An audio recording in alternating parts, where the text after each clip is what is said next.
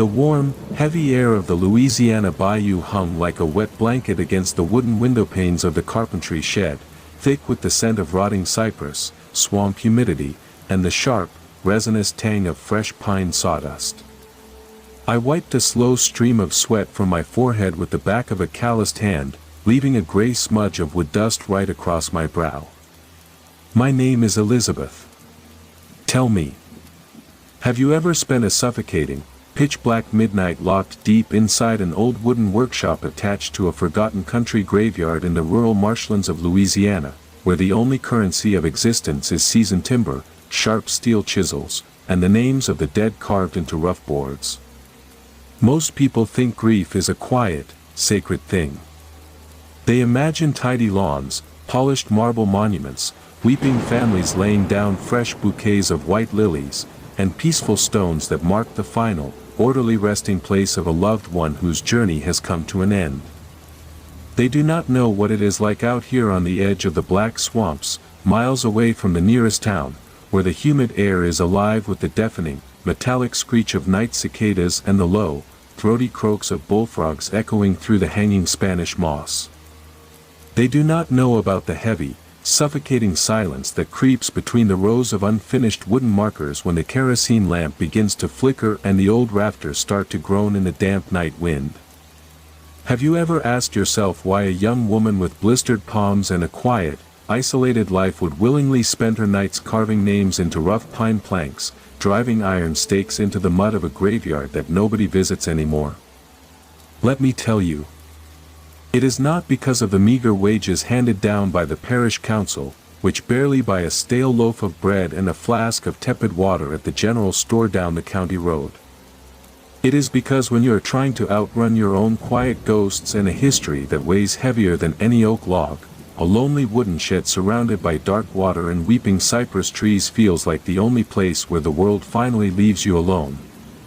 At least, it does until the midnight storm rolls in from the gulf and the wood beneath your chisel begins to shift, stretch, and whisper back. Tonight was my final stretch before the torrential rain started pounding against the shingled roof, turning the dirt tracks of the graveyard into a sticky, impassable mire.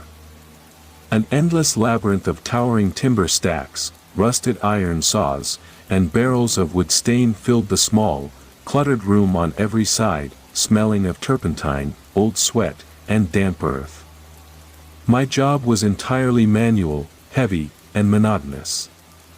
Select the thickest, most durable cypress or pine planks from the drying racks along the southern wall. Plane the surfaces smooth with a hand-drawn steel blade until the grain showed clear and pale beneath the yellow lamplight. Carve the names, dates, and final resting verses into the wood using a heavy wooden mallet and a sharp, carbon steel chisel. And carry the finished markers out into the dark, rain-soaked earth of the cemetery, driving them deep into the fresh graves with heavy iron hammer blows before the soil had time to settle.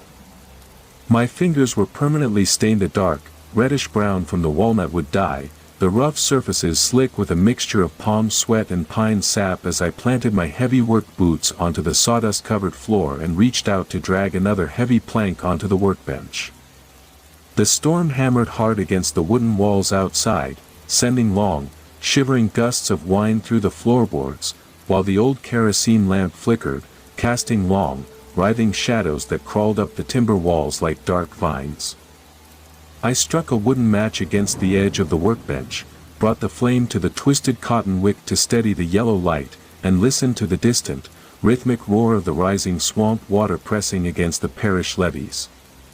And then, right through the deafening chorus of the night insects and the howling wind, a sharp, urgent pounding echoed against the outer door of the shed, accompanied by the muffled splash of hurried footsteps in the graveyard mud.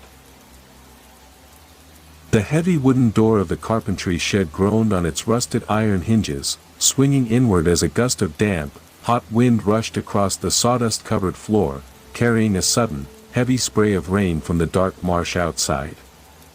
I dropped my steel chisel onto the workbench, its sharp point biting deep into the pine plank, and stepped back into the shadows of the flickering kerosene lamp, my hand instinctively closing around the heavy wooden mallet. Have you ever experienced that sudden, icy plunge in the pit of your stomach when someone knocks on your door in the dead of night, knowing full well that no living soul is supposed to be within miles of your isolated workshop? People always talk about visitors as welcome relief from loneliness, a neighbor coming to share news, a traveler seeking shelter from the storm, or a familiar face bringing warmth into a cold room. They imagine knocking hands, polite greetings, and the comforting sound of human voices breaking the monotony of the dark. They do not know the terrifying, unnatural isolation of living on the edge of a Louisiana swamp where the only things walking the muddy tracks after midnight are the things the parish prefers to pretend never existed at all. They do not know what it feels like when your breath catches in your throat, your knuckles turn white around your tools, and every instinct tells you that whoever is standing on your threshold didn't come from the road. I crept slowly toward the half-open door, my heavy work boots making no sound against the thick layer of pine shavings and sawdust carpeting the floor. The rain lashed violently against the cypress siding outside, turning the graveyard into a churning sea of black mud and swaying shadows. I reached out, my fingers trembling slightly against the rough, damp wood of the doorframe, and peered out into the howling storm. There was nobody standing on the wooden porch. No traveler seeking shelter. No grieving parent holding a lantern against the squall. Only a small, waterlogged wooden ledger book, the kind we use to record incoming burials from the parish church, lying face down in the muddy puddle just beyond the threshold, its pages already soaked through and bleeding black ink into the red clay. Think about how much confidence we place in our locked doors and solid walls, believing that as long as we keep ourselves shut inside a lit room, the wild, chaotic dark outside cannot touch us. We lock our bolts, we draw our curtains, and we tell ourselves that whatever happens out in the marshes stays out in the marshes, safely separated from our quiet, orderly labor. We believe that a closed door is a permanent barrier between the living world and the things that crawl, drown, and rot in the deep waters of the bayou. Then a mysterious ledger lands on your doorstep in the middle of a hurricane, and you realize your workshop is nothing more than an open station built right in the middle of their path. I stepped out onto the threshold, the torrential rain instantly soaking through my cotton shirt and chilling my skin to the bone as I bent down to retrieve the ruined book. My fingers brushed against the sodden cover, and a sudden, sharp jolt of static electricity ran up my arm, making the hairs on the back of my neck stand straight up. I picked it up, flipped the heavy, water-clotted cover open under the dim, swinging light of the porch lantern, and looked down at the only legible entry written in fresh, dripping charcoal on the final page. Asterisk the child from the creek. Unclaimed. Unmarked, asterisk. Look down at your own hands right now, while you still have the warmth of the room and the steady pulse of life keeping the shadows back. How long do you think those fingers would remain steady if you picked up a book from the mud and found your own handwriting detailing a death that hasn't happened yet? We are all just temporary carvers shaping pine boards in the dark while the swamp slowly reclaims our names. I backed into the shed, slammed the heavy door shut, slid the massive iron bolt into place, and turned back to the workbench to find a fresh plank of cypress waiting for the boy's name.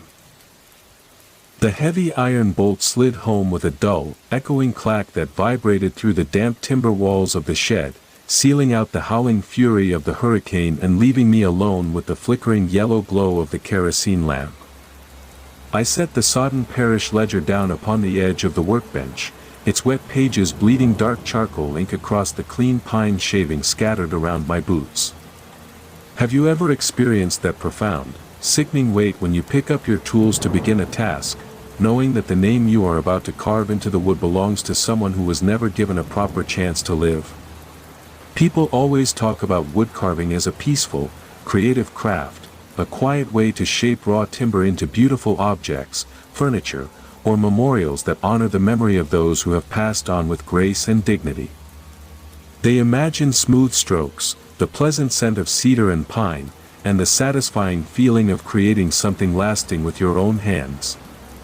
They do not know the soul-crushing sorrow of standing alone in a midnight workshop, holding a sharp carbon steel chisel over a blank board that has been designated for an unclaimed child from the swamp.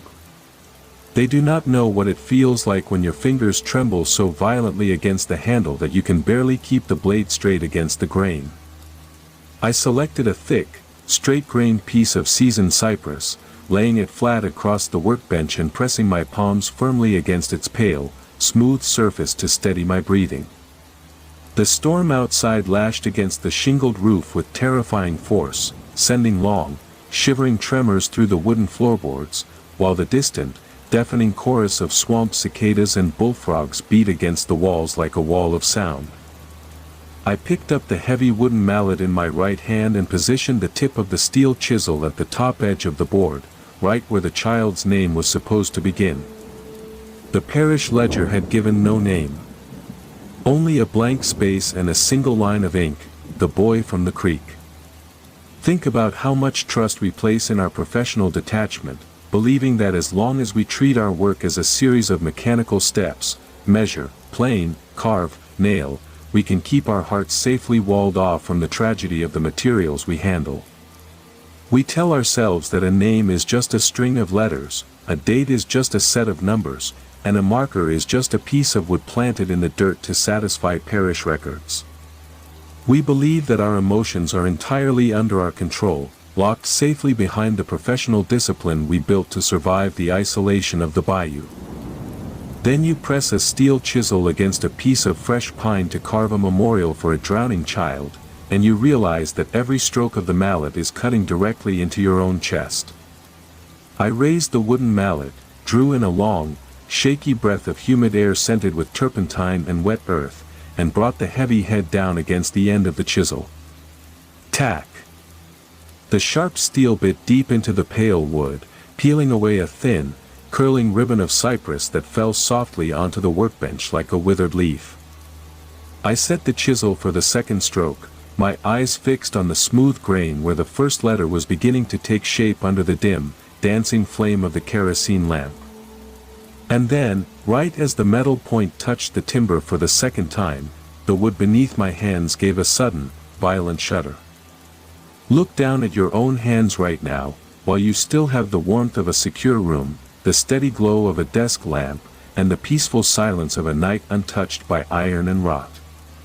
How long do you think those fingers would keep a steady grip on their tools if the wood beneath your blades suddenly began to vibrate with a faint, rapid pulse like a terrified heartbeat?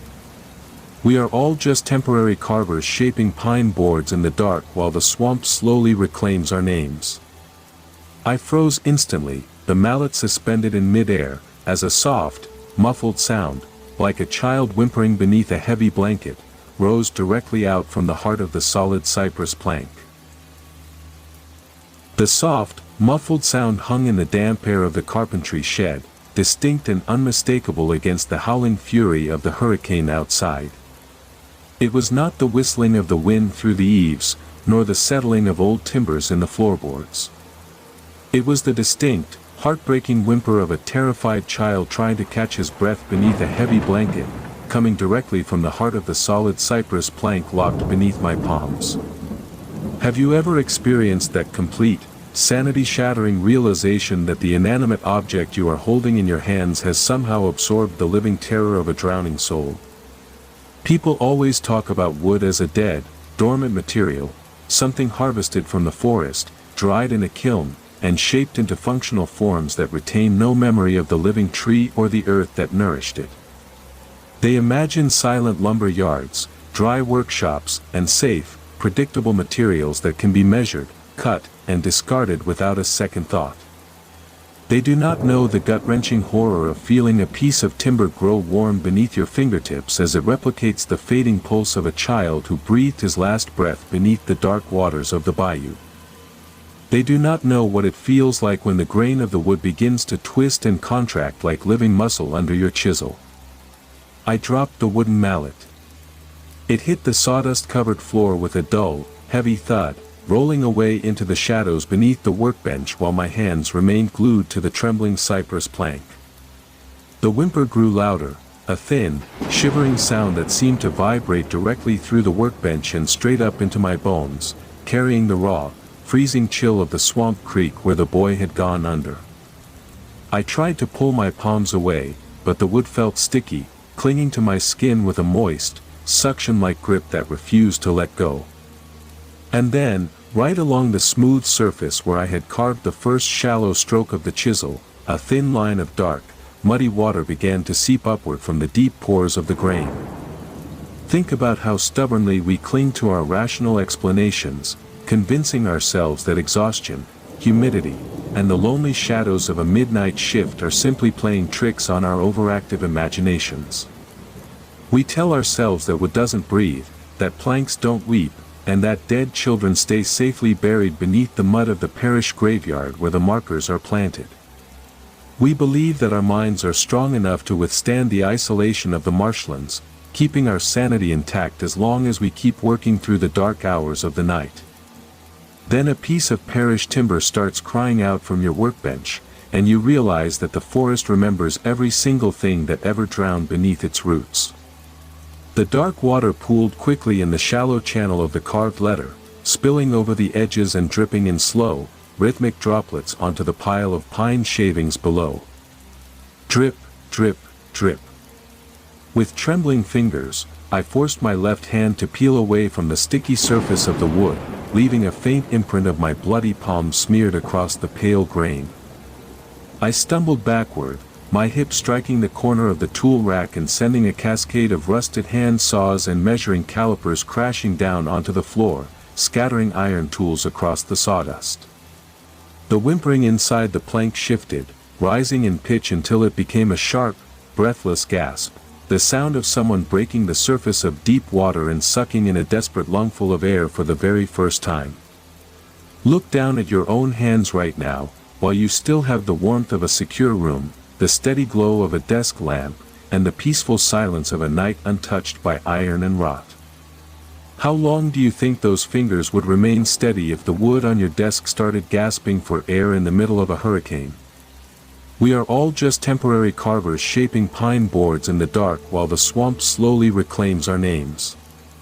I pressed my back hard against the rough wooden wall of the shed, my eyes locked in horror on the workbench as the entire cypress plank arched upward like a living spine, preparing to finish the name.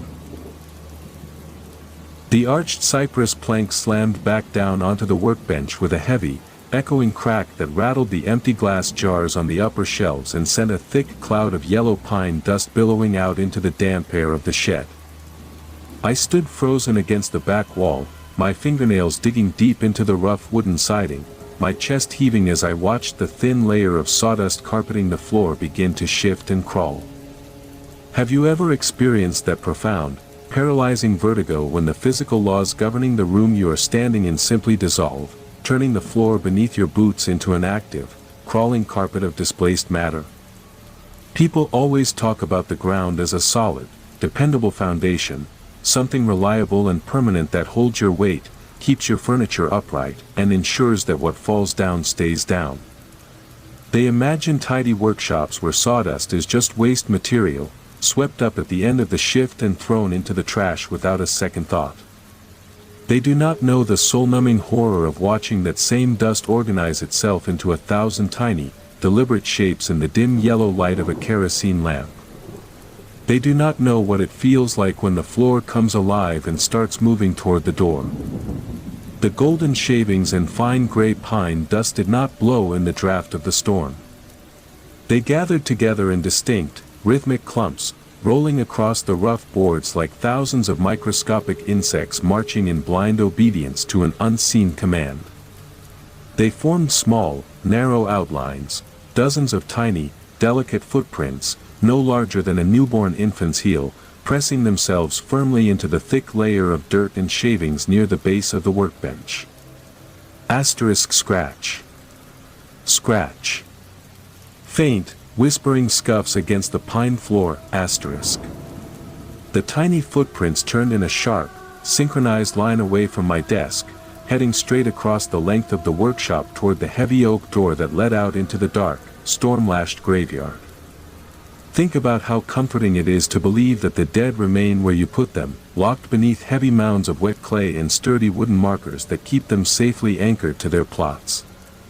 We drive our iron stakes deep, we pile our heavy stones or thick cypress boards over the top, and we tell ourselves that the separation between the living and the lost is absolute. We believe that once a funeral is finished and the mourners go home, the graveyard becomes a silent, empty place where nothing stirs until the next sorrow brings someone back through the gate. Then you watch a trail of footprints made of dry sawdust march across your floor in the middle of a hurricane, and you realize the graves are just holding pens for things that know how to walk through wood. I pushed myself off the wall, my boots sliding in the scattered iron tools as I stumbled forward, desperate to cut off the marching trail before it reached the heavy deadbolt on the exit. "No," I whispered, my voice cracking in the humid, suffocating air of the shed. "Stay back." The tiny footprints did not slow down. They reached the heavy wooden threshold, paused for a fraction of a second where the damp wind was whistling through the bottom cracks, and then, one by one, they simply vanished straight through the solid oak door as if it were nothing more than a curtain of mist. At that exact moment, the kerosene lamp on the workbench flared with a brilliant, blinding flash of emerald green light, casting towering, distorted shadows against the timber walls. Look down at your own hands right now, while you still have the warmth of a secure room, the steady glow of a desk lamp, and the peaceful silence of a night untouched by iron and rot. How long do you think those fingers would keep working your trade if the dust on your floor started walking out into the storm on its own? We are all just temporary carvers shaping pine boards in the dark while the swamp slowly reclaims our names. Before I could reach the door to lock it tighter, the quiet graveyard outside exploded into a deafening, unified wall of sound as every single wooden marker I had ever carved began to scream in unison. The deafening wall of sound that hit the wooden siding of the shed was not the howling of the hurricane, nor the roaring crash of thunder over the marsh. It was a chorus of hundreds of human voices, thin, sharp, overlapping, and filled with a raw, agonizing terror, screaming out their own names and dates into the storm from every corner of the dark graveyard outside.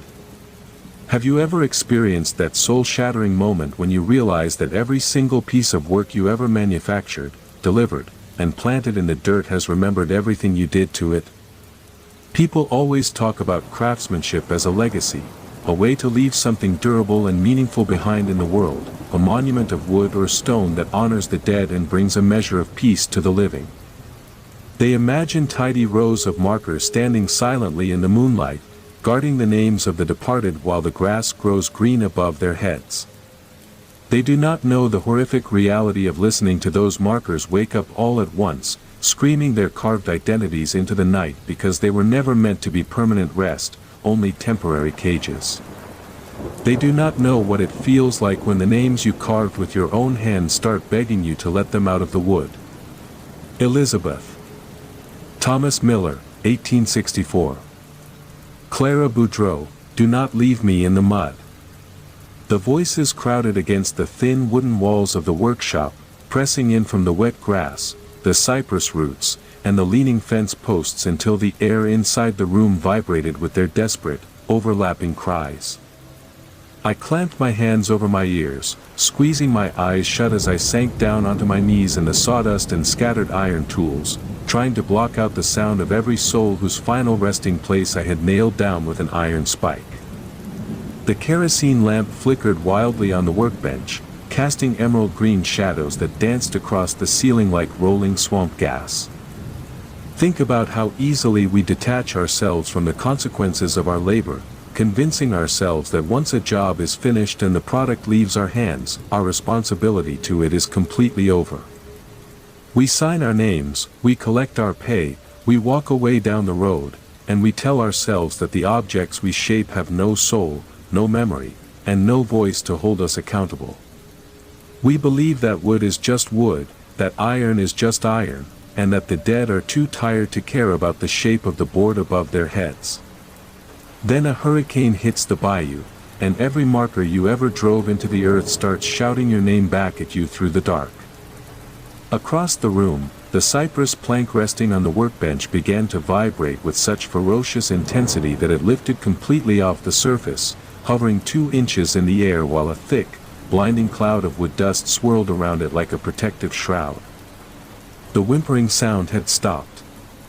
In its place, a low, rasping breath filled the room, a breath that smelled of deep river silt, stagnant swamp water, and rotting wood.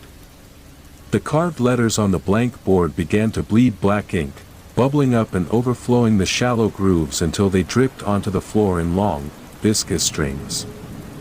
Look down at your own hands right now, while you still have the warmth of a secure room, the steady glow of a desk lamp, and the peaceful silence of a night untouched by iron and rot. How long do you think those fingers would keep holding your tools if the things you built started shouting back from the dark?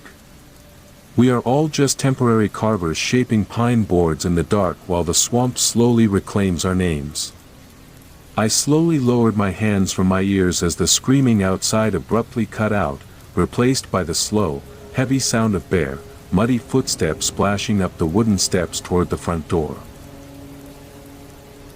The heavy wooden steps outside the carpentry shed groaned under a weight so immense and deliberate that the floorboards beneath my knees vibrated with every single footfall. Creak, creak, heavy, suctioning steps sliding through the wet mud of the porch. The screaming of the markers in the graveyard had died down into an oppressive, suffocating silence, leaving only the deafening roar of the hurricane and the rhythmic dripping of black ink from the workbench.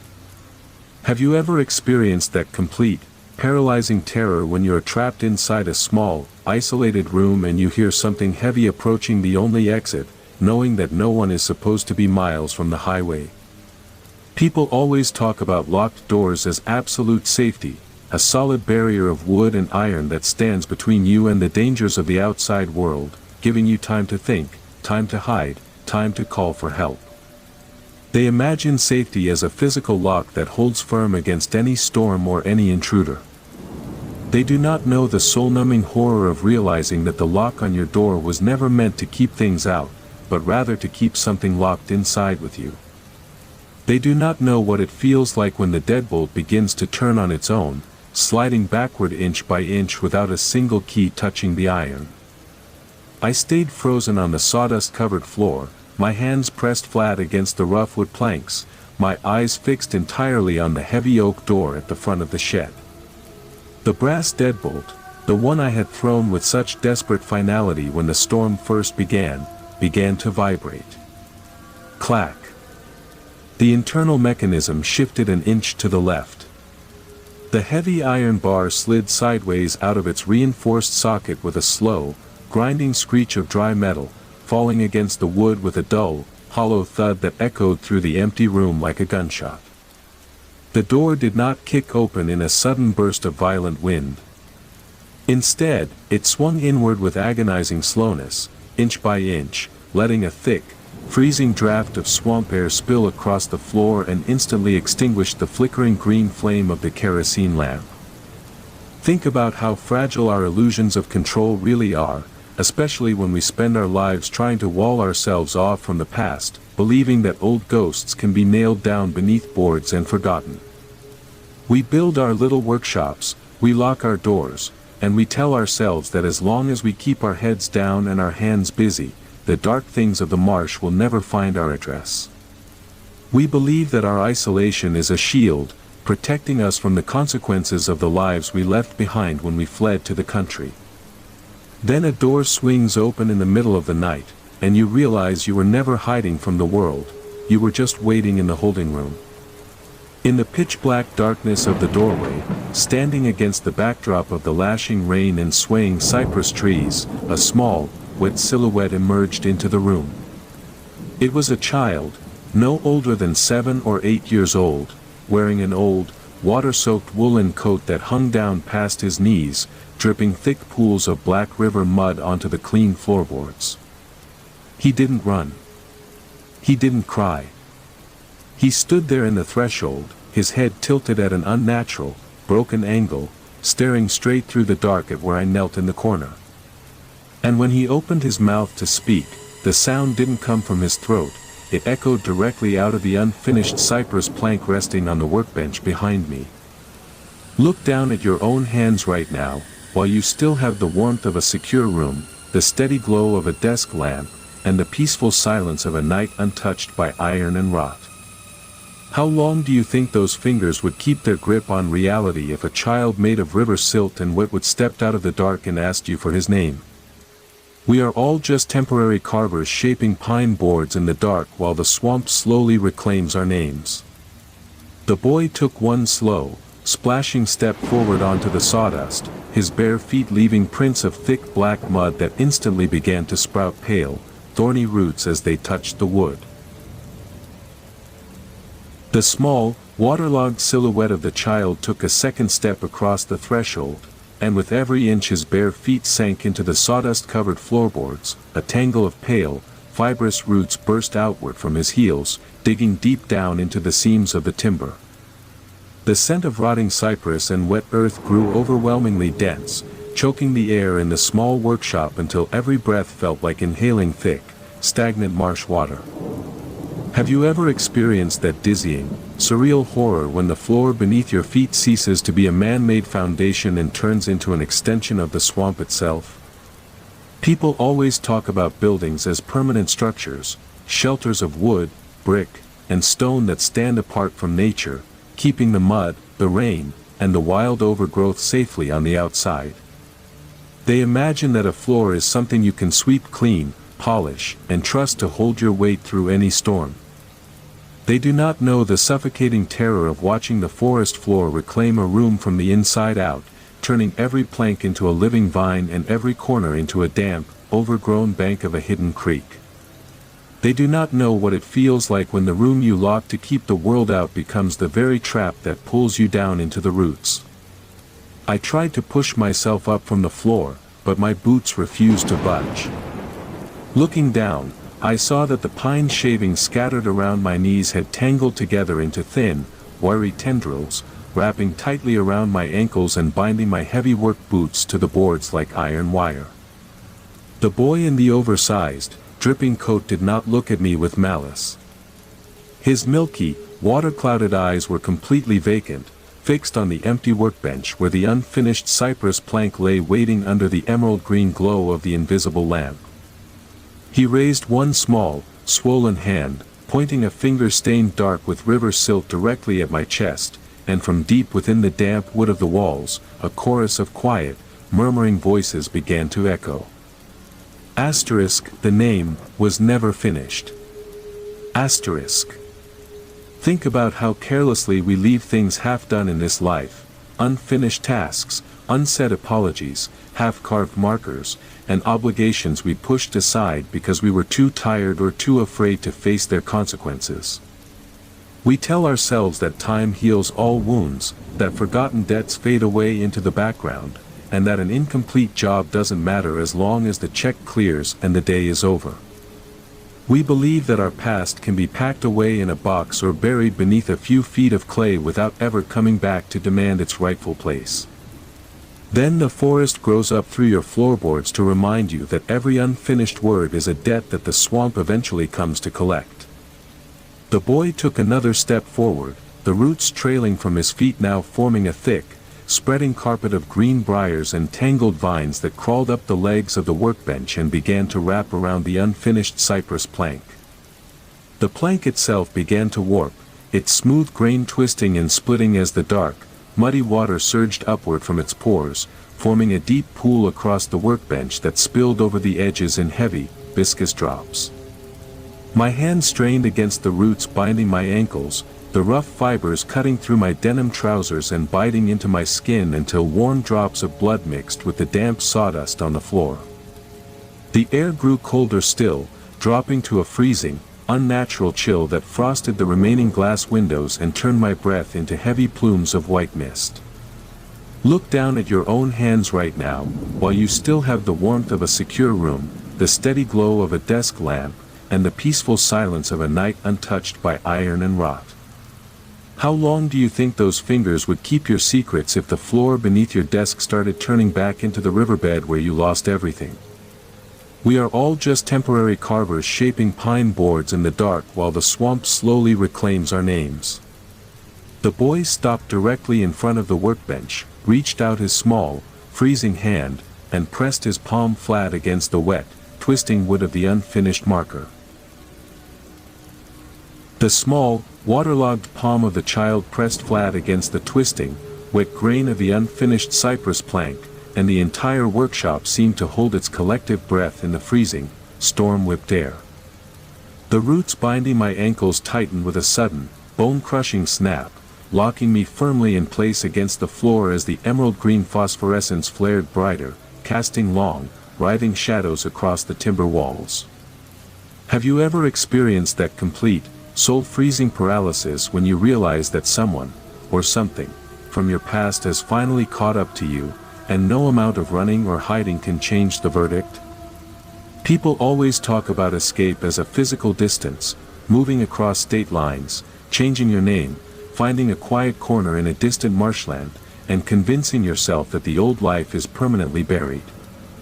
They imagine that time and geography are solid walls that keep old sins safely locked in the past where they belong. They do not know the terrifying, inescapable reality of being found in the dead of night by a child who carries the exact date, the exact river, and the exact weight of the secret you tried to carve away. They do not know what it feels like when your own hands become the tools that finish the very record you spent years running from.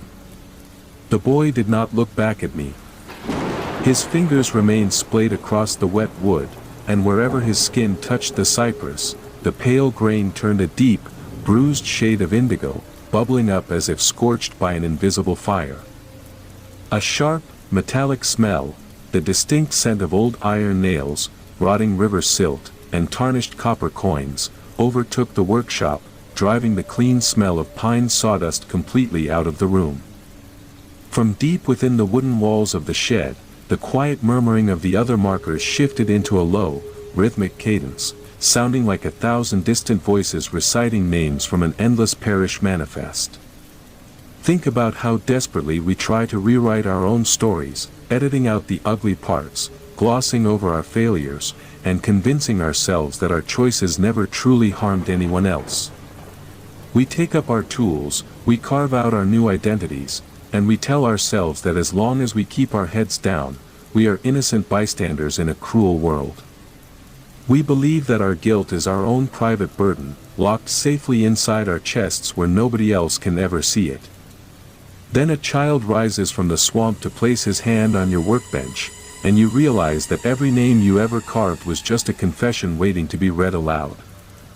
With a slow, agonizing creak, the cypress plank lifted itself entirely off the workbench, hovering unsupported in the air between us while thick, dark water poured from its edges in a steady stream. The child turned his head slowly on his stiff, waterlogged neck, his milky gray eyes locking onto mine with an expression of absolute, bureaucratic finality. And from the damp wood floating between us, a voice that was neither mine nor his whispered the words I had spent years trying to forget. Asterisk, the record, is missing a signature. Asterisk. Look down at your own hands right now, while you still have the warmth of a secure room, the steady glow of a desk lamp, and the peaceful silence of a night untouched by iron and rot. How long do you think those fingers would keep their secrets if a ledger was opened in front of you and every mistake you ever made was carved into the grain? We are all just temporary carvers shaping pine boards in the dark while the swamp slowly reclaims our names. The boy reached out with his free hand, picked up the heavy carbon steel chisel from the bloody sawdust on the workbench, and held it out toward my chest by the sharp blade. The heavy carbon steel chisel hung suspended between us in the freezing, storm-whipped air of the workshop, the sharp edge gleaming with a sickly, emerald-green reflection beneath the strange phosphorescent light. The boy did not push it forward, nor did he pull it back. He simply held it by the blade with his waterlogged fingers, offering the wooden handle toward me with the patient, unyielding authority of an overseer handing a tool back to a laborer who had walked off the job. Have you ever experienced that profound, suffocating weight of realizing that refusal is not an option when the system has already accounted for every breath you take? People always talk about choice as a fundamental freedom, the belief that at any given moment, a person can put down their tools, walk out the door, and decide to live life on their own terms. They imagine that willpower is enough to break any cycle, that a person can simply say no to the past and start fresh on the other side of the world. They do not know the soul-numbing terror of standing in a room where every exit is choked by roots, every board is screaming your history, and the tools you dropped are handed back to you by something that crawled out of the deep water. They do not know what it feels like when you realize you never left the job site at all, you were just on a long, extended break. My fingers trembled as I raised my right hand, the skin slick with a mixture of cold sweat and the dark fluid leaking from my wrists. The roots binding my ankles pulsed with a slow, rhythmic tightening, driving the sharp wooden fibers deeper into my denim and reminding me that the floor itself was holding me in place. I had no choice. If I didn't take the handle, the roots would force my arm up. If I didn't carve the name, the swamp would rise until the entire shed was buried beneath the silt of the bayou. Slowly, agonizingly, my fingers closed around the smooth, walnut-wood handle of the chisel. Think about how blindly we accept the tasks handed down to us by the routines we build, taking on heavier workloads, tighter deadlines, and darker responsibilities because we are told it is simply part of making a living. We tell ourselves that if we just work hard enough, stay isolated long enough, and keep our heads down, we will eventually pay off our debts and earn a clean slate. We believe that our labor belongs to us, that our time is our own once the sun goes down and the doors are shut. Then you find yourself trapped in a wooden shed in the middle of a Louisiana swamp, holding a chisel for a ghost who knows your true name, and you realize the company store never lets its workers retire. The moment my palms sealed around the handle, a blinding jolt of freezing static shot straight up my arm, carrying with it a sudden, overwhelming rush of memories that didn't belong to me. I saw a dark, churning creek under a starless night sky. I felt the sudden, terrifying snap of a wooden bridge giving way beneath small, running feet. I experienced the suffocating rush of cold, muddy water filling small lungs, the desperate struggle against the current, and the heavy silence that followed when the surface closed over without a single bubble remaining to mark the spot. It wasn't just a story from the parish ledger. It was the exact moment I had turned my back and walked away down the county road, leaving the boy to drown in the dark while I pretended I hadn't heard the splash. Look down at your own hands right now, while you still have the warmth of a secure room, the steady glow of a desk lamp, and the peaceful silence of a night untouched by iron and rot. How long do you think those fingers would keep their secrets if your own past was handed back to you on the edge of a steel blade? We are all just temporary carvers shaping pine boards in the dark while the swamp slowly reclaims our names. With a harsh, tearing gasp, I wrenched the chisel free from the boy's grip, spun around toward the floating cypress plank, and slammed the sharp steel point directly into the center of the wet, unyielding wood. The carbon steel chisel bit into the center of the floating cypress plank with a dull, wet crunch that sounded less like wood being shaped and more like bone yielding to an iron blade.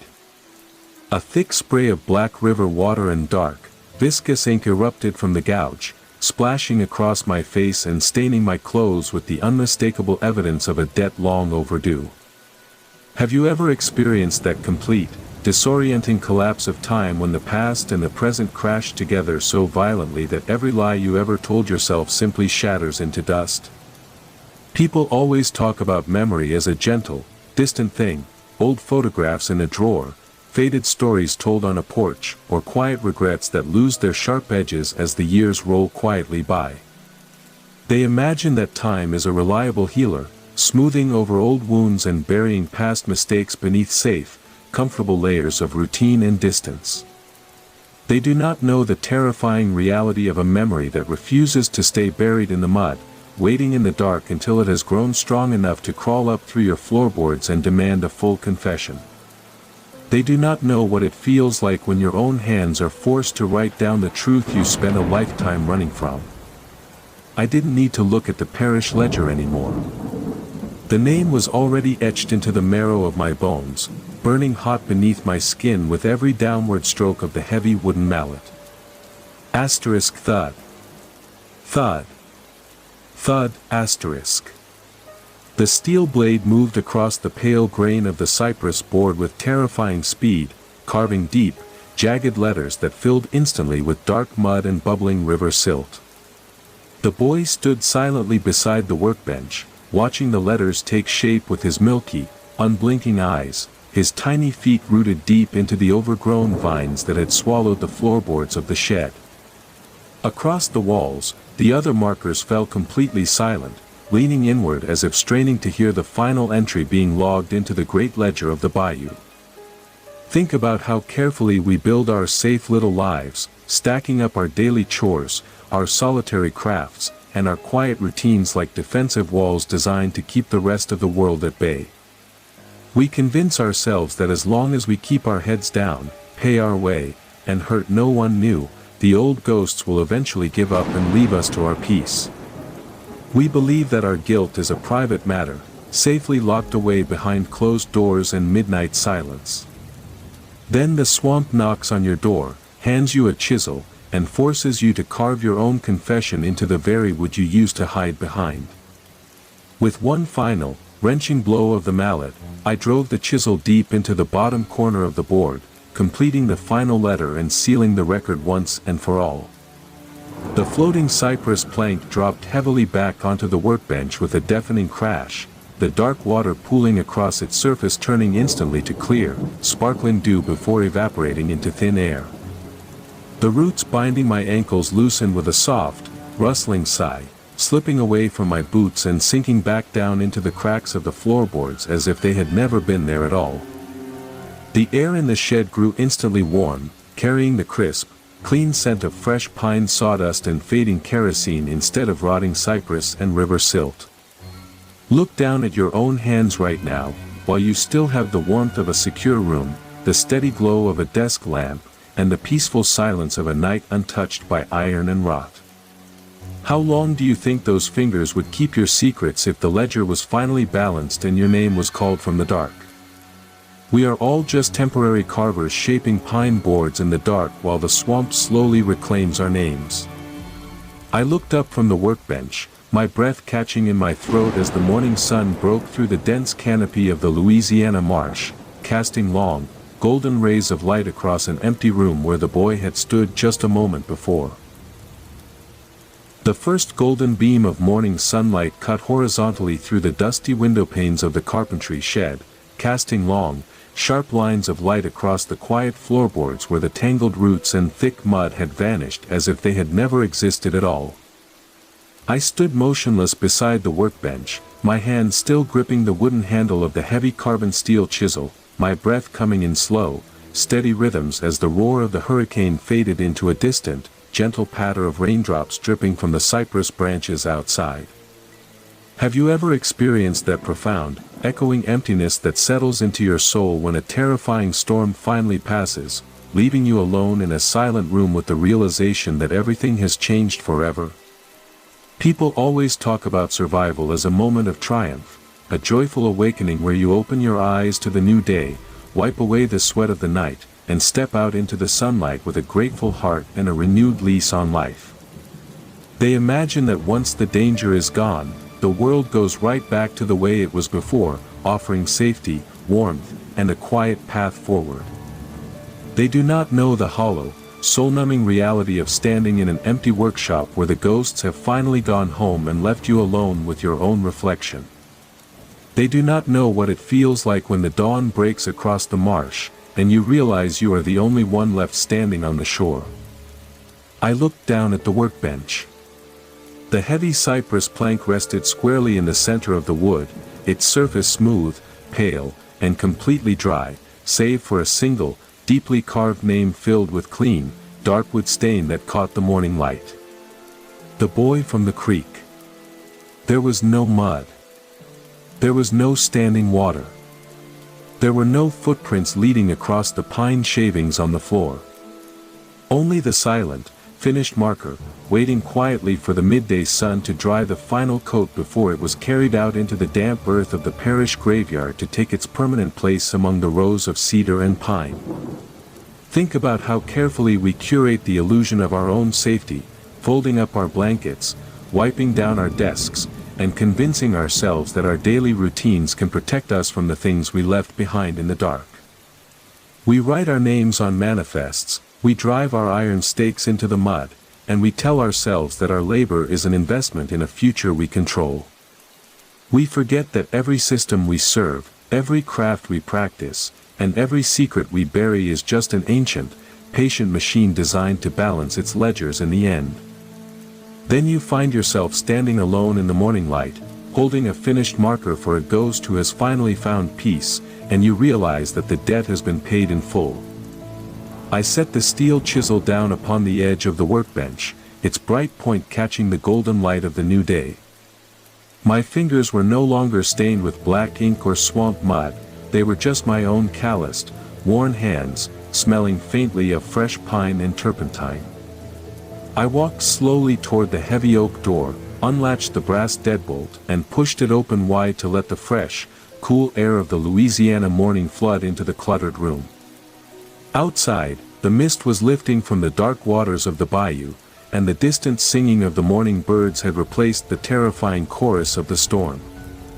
Look down at your own hands right now, while you still have the warmth of a secure room, the steady glow of a desk lamp, and the peaceful silence of a night untouched by iron and rot. How long do you think those fingers will keep shaping boards before the morning ledger claims your page and the swamp supervisor assigns your name to the next carver in line? We are all just temporary carvers shaping pine boards in the dark while the swamp slowly reclaims our names. And as I picked up the finished cypress marker, hoisted it onto my shoulder, and stepped out across the sunlit grass toward the quiet rows of the graveyard, I knew that the ground had finally stopped screaming.